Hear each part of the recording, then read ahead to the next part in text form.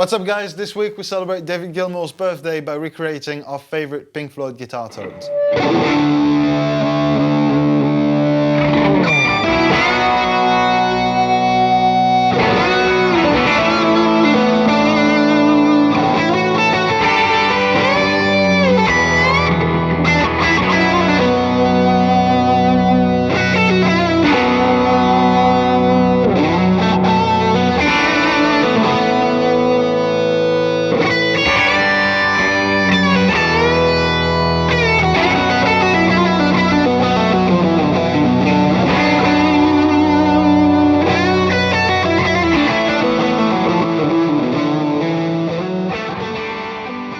Hey guys, my name is Kris. My name is Guillaume, hope you're all doing great today. And we are certainly doing great and celebrating one of my absolute favourite guitar players in the history of guitar playing. In the universe. 75th birthday, which is Mr. David Gilmour. Oh yes. And we are celebrating that by recreating some of our personal favourite sounds from Pink Floyd, obviously. And trying to get like the most out of completely different rigs and different setups and explore that a little bit, which is reminiscent of a format that comes out every Monday. You should subscribe to the channel if you don't want to miss out on the next one. Subscribe now. But yeah. Yeah, so let's hit the tone, right? Yeah. What are we doing here? You have a solo, Yeah. I have a solo. Yeah. Which one is yours? I chose Comfortably Numb. Right. Because that's my sound. And mine is Another Brick in the Wall, Part 2, the solo sound, or solo part. Let's hear it first. Yeah. I try to play it up until certain points. Up without until being the blocked. demonetization Yeah. point. Well, demonetization is a thing, but blocking is not cool. Yeah, fair. So I just play a couple of short licks from the beginning of the solo. Let's hear some of it. Let's see. Oh, one more. 17 pedals there. Shh! Don't tell them! I've got 5 arms, so I'm not complaining.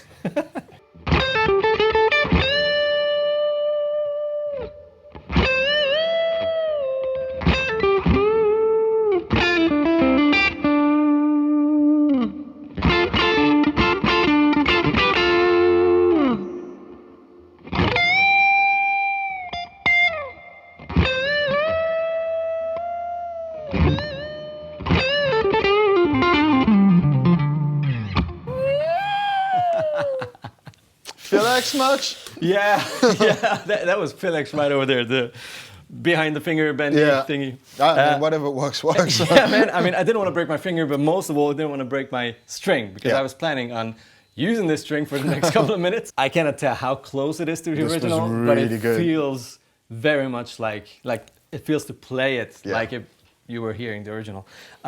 It's a bit complex, my pedal setup.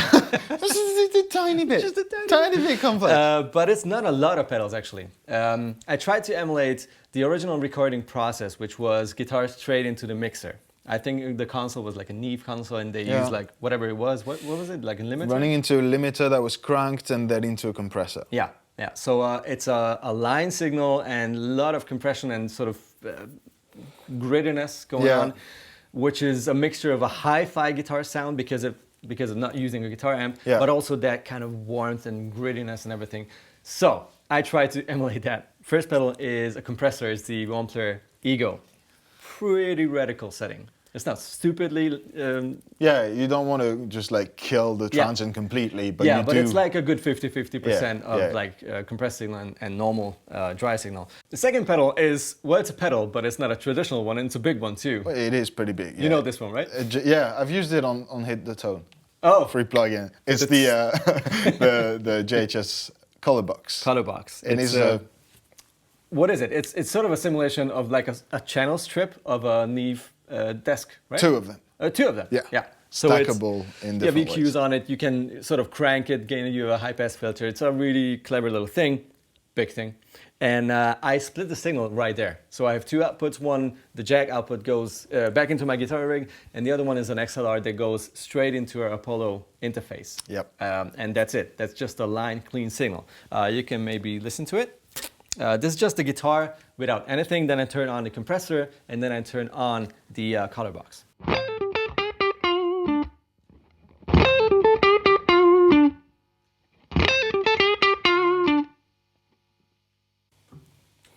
which is getting there already. And then for a bit of dirt, I've the Double Trouble from Honeybee, which is sort of a creamy, open, nice sounding overdrive, pretty low gain too. And that comes in the mix. And in the end, I have the Flint, Strymon Flint for massive reverb. Okay. That's it. Yeah, and because the amp is the Rev D20 clean. It's just neutral, clean sound. Because that's the thing, right? There was like mention of, I mean, it's all stories at this point and like second, third hand reports of what happened in the studio.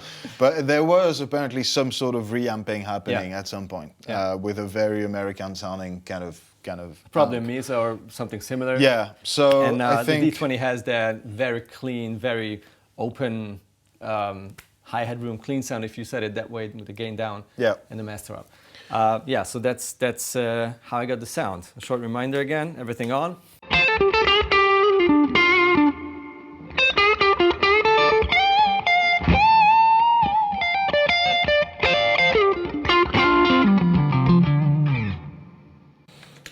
Man, it's just beautiful. Bites, that attack still. Yeah. Oh. And the mixture of the line signal with that sort of hi-fi top end, and the richness and the creaminess from the amp, it's a fun sound, to be honest. Yeah.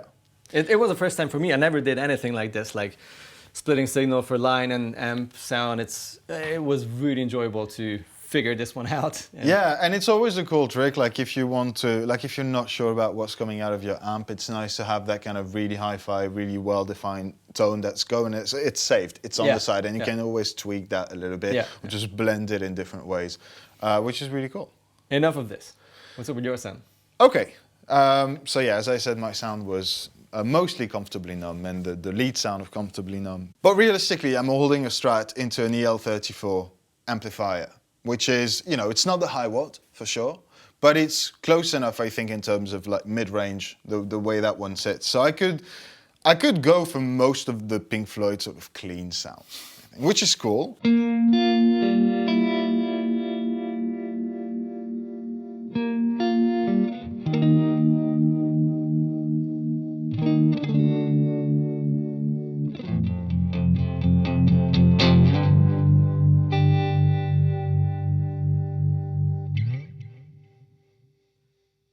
I know, it's not that... Nothing wrong with that. It's not the song, but yeah, definitely nothing wrong with that. And it starts being really interesting for the gain stacking side of it. Because I think it's pretty well known at this point that Gilmour, theoretically, again, we weren't here. It's the lore. I wasn't here, but used a Big Muff Ram's head into his high watt amp, and then that was going to be split between a regular cab and Leslie. Oh, right. And then that would have been double tracked and panned stereo with a delay, explaining the sort of chorusing which is going on at the same. There's a lot happening. What's interesting though, that it doesn't sound like a Big Muff at all. Right. And it sounds more chorusy than Leslie E. Yeah. You know what I mean? Yeah. Like if you listen to the recording, to me it sounds like a creamy overdrive, beautiful mid-range, rolled off top end, a Strat for sure, and a bit of a chorusy thing going on. Yeah.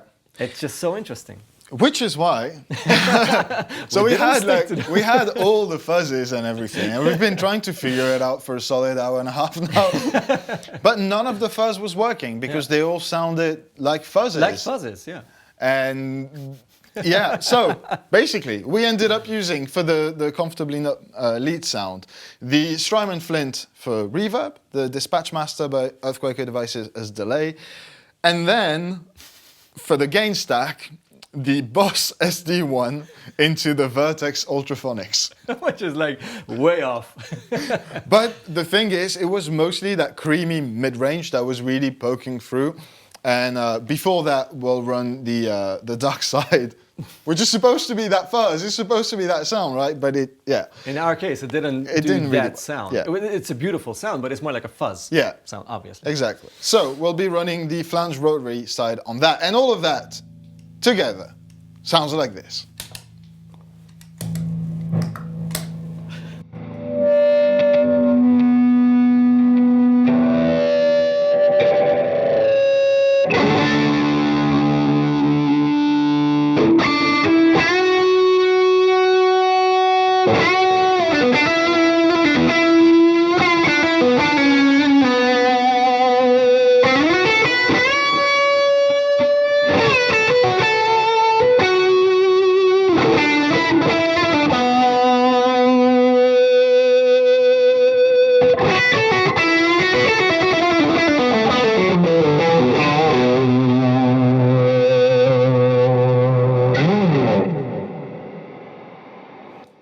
All right. The noise floor is here. Yeah. But damn, I love that sound. The noise is like, oh, hi, I'm there. Yeah. Wow. Yeah.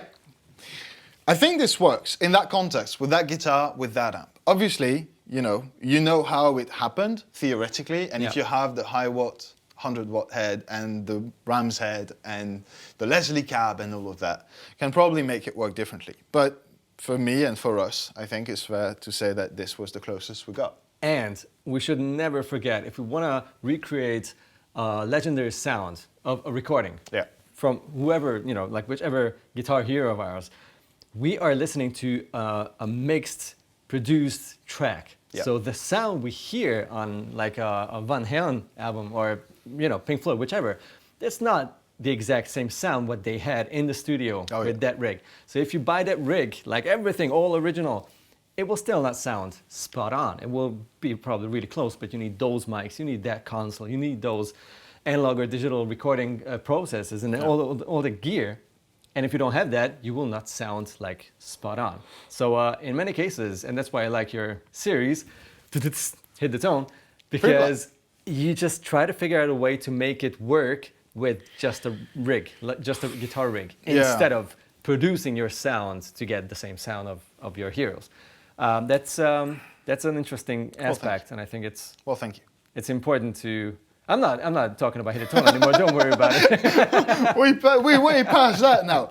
No, it's just to get a sound, you have to think out of the box in many cases. Exactly, because I do believe that a Ram's head, fuzz pedal was used on that. But there probably was so much mid-boosting and mid-shaping in post that to me just doesn't sound like that pedal anymore. And that's the trick. And as we mentioned in the beginning, apparently that was double-tracked and pan stereo, hence that chorusing, which was like a big thing in the late 70s, early 80s anyways. So we're going to try that as well. I'm going to play it again, and then in the mix, in post, we'll double-track that and we'll pan it stereo to see if that chorusing effect appears and works. Yeah. Noise! Noise!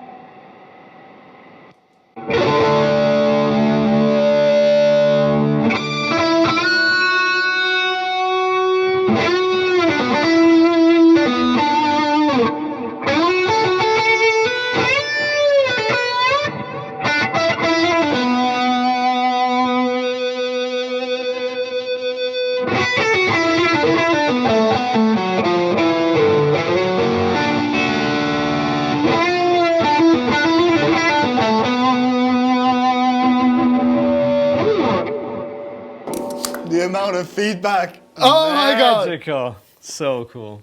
All right, so obviously I have no way of hearing if that sounded any better than what I have, any different at least. But you guys should definitely let me know in the comment section. Oh yeah. Please let us know how you liked our sounds, our renditions. Yeah. It's really hard to get these sounds right, but it's a lot of fun to try it. Definitely. And we definitely tried it.